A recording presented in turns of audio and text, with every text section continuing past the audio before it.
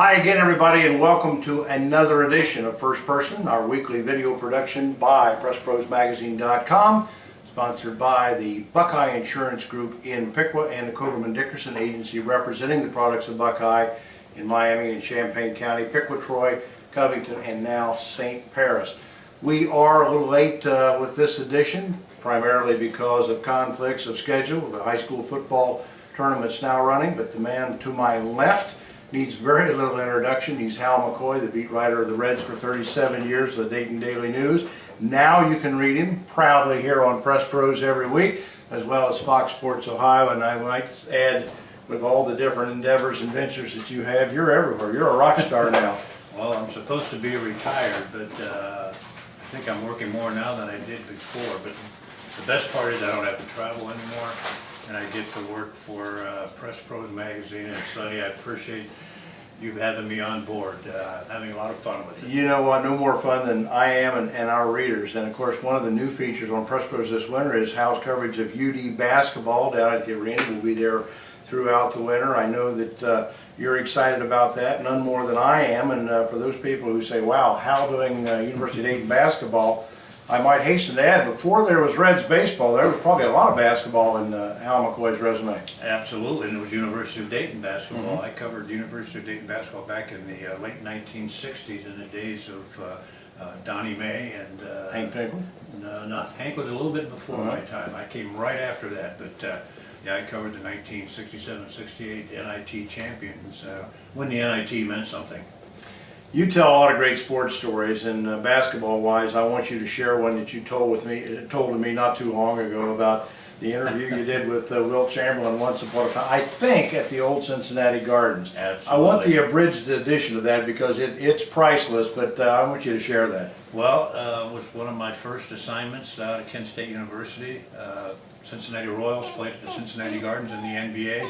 And Wilt Chamberlain was coming to town with Philadelphia, and of course Wilt Chamberlain was 7'2", and so after the game was over, he came walking out of the shower stark naked, and I introduced myself to him and shook hands, and he was very pleasant. The next day I told my sports editor, you'll never believe, I met Wilt Chamberlain. He came out of the shower stark naked and shook hands with me, and my sports editor looked at me and said, are you sure you shook hands with him?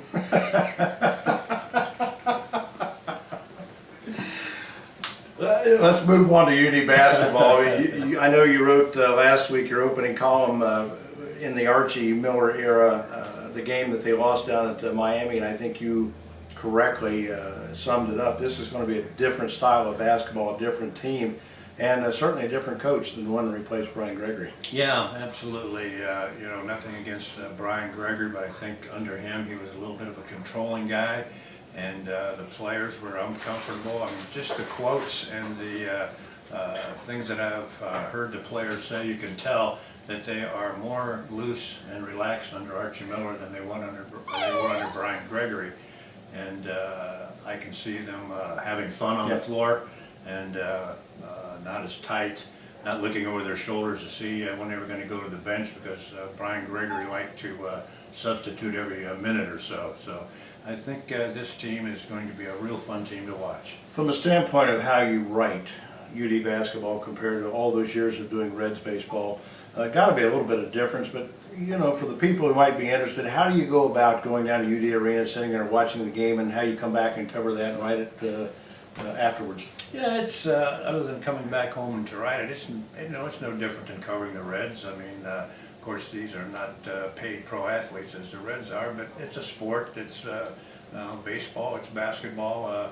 Just go down and watch the game. Don't have any preconceived ideas of what's going to happen and what you're going to write. And people always ask me, you know, I covered 7,000 baseball games. How do you find something different to write? Every game, every athletic event you cover is different, and there's something different, and you just watch and see what happens, and pick out something that you think everybody would be interested in, and go home and try to tell them about it. Hall of Famer Hal McCoy, our guest this week on First Person. We're going to take this break for the Cobraman Dickerson agency representing Buckeye Insurance. When we come back, we will talk Reds baseball moving forward to 2012. That coming up in a moment with Hal McCoy. Stay tuned. We'll be right back. The Cobraman Dickerson Agency, with offices in Troy, Piqua, and Covington, is pleased to be the sponsoring Buckeye Insurance Group agent for this first-person interview. For farm, auto, and homeowner insurance, Cobraman Dickerson is one of the area's fastest-growing Buckeye providers, with a history of service and competitive rates. And we're also an outstanding source of coverage for families with young drivers. For farm, auto, and home policies, call the Cobraman Dickerson Agency, proud to represent Buckeye Insurance Group. Welcome back to First Person, this week's edition with Hal McCoy. We're talking Reds baseball now. 2012 coming up. I think I speak for a lot of people when I say surprise over 2011, some disappointment, some frustration on people's part that this team really didn't take the next step after their winning year in 2010. Yeah, no doubt about that. Almost everybody connected with baseball, including me, expected the 2011 Reds to do very well, and yeah, you went on record early. Oh yeah, I picked them to win the thing, and maybe advance another round instead of getting beaten 4 straight by the Phillies as they did the year before. But as so often happens in sports, you never know. And a lot of the players that people thought would get a little bit better, instead they regressed a little bit, and that's what happens with young players. You never know what you're going to get. When you expect that they might get better, they step back a little bit, and to me that's what happened to the Reds. When you look back at that 2010 team, Hal, is it as simple as saying that that team was very unique, I thought, looking back for the fact of so many guys having career years at one time? You had Gomes had a great year, Rowland had a great year, Phillips, it goes on and on and on. Stubbs hit uncharacteristically well that particular year, did fall back this year, but is it that simple as to say, hey, that can't happen year after year? Yeah, that's exactly right, and that's what it takes to win, and that's exactly what happened with the Reds. Not only did they all have great years individually, things went right for them. Everything that manager Dusty Baker tried worked. Everything bounced their way, and they just had a great year. And then last year, as I say, a lot of those players regressed, went back to what's on the back of their baseball cards, and had their normal season. They had a lot of injuries. They missed Scott Rowland a lot. The pitching wasn't as good as expected. Johnny Gomes was a flop, and and this was one of the years when everything that they tried went wrong instead of right, and that just makes a huge difference. In your estimation, or looking forward to this year, 3 points where the Reds really have to fortify themselves to be a contender. Well, number one, they've got to solve the closer situation with Francisco Cordero gone, and I know a lot of people hated to see him walk into the ball game because he did make it exciting. But he had a great year last year when you look at his numbers, and he's gone through free agency, so that hole has to be filled. And I know they've got Nick Massett and Bill Bray as guys who can possibly do it from the team, but Massett had a bad year. Bray had a very good year, and he could do it. But I know the Reds are talking to the Oakland A's about Andrew Bailey, who's saved 75 games the last 3 years, so that could be, that's one point that they have to solve. And I think they have to find a third baseman. Scott Rowland has 1 more year on his contract. If he can play 120 games, they're set. But he wasn't able to come close to that last year, which is what they wanted to do. They've got Juan Francisco in the wings. He reminds me a lot of old Edwin Encarnacion, a whole lot of strikeouts and a whole lot of errors. But this guy's a 5 o'clock hitter and can hit him out of sight in batting practice. But when they put a little wrinkle on the pitch, he has a little bit of problem. So they do have to solve that problem at third base. And I know they're going to try Yonder Alonso in left field. He's a first baseman, but it would help them a lot if they could find a right-handed power hitter to play left field. Brandon Phillips had such a great second half of the season, particularly after the August transition where they put him in the leadoff position. How confident are you of him going forward into 2012 with that same kind of success?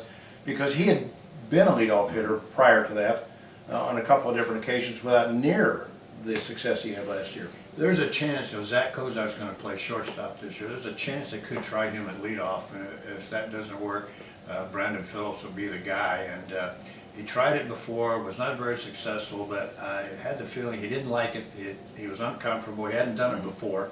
Now last year he had some success at it and seemed to enjoy doing it, so I think he's a very, very viable option. I think he would do a great job there. We're not in the man cave, but very near the man cave with Hal McCoy. Hal, it's great to talk with you about Reds baseball. Again, you can follow UD basketball here over the coming months in December, January, February on Press Pros. We'll be at the arena. Hal will bring you the story as only he can. And again, looking forward to a great Reds baseball season in 2012. Again, thanks for having me on board. I'm enjoying it immensely. Appreciate it a lot. Hal McCoy, again, that wraps up this week's edition of First Person on Press Pros, brought to you by the Buckeye Insurance Group in Piqua and the Cobraman Dickerson Agency, representing Buckeye in Troy, Piqua, Covington, and St. Paris. Join us again next year. Until then, happy holidays, everybody. We'll see you next time here on First Person.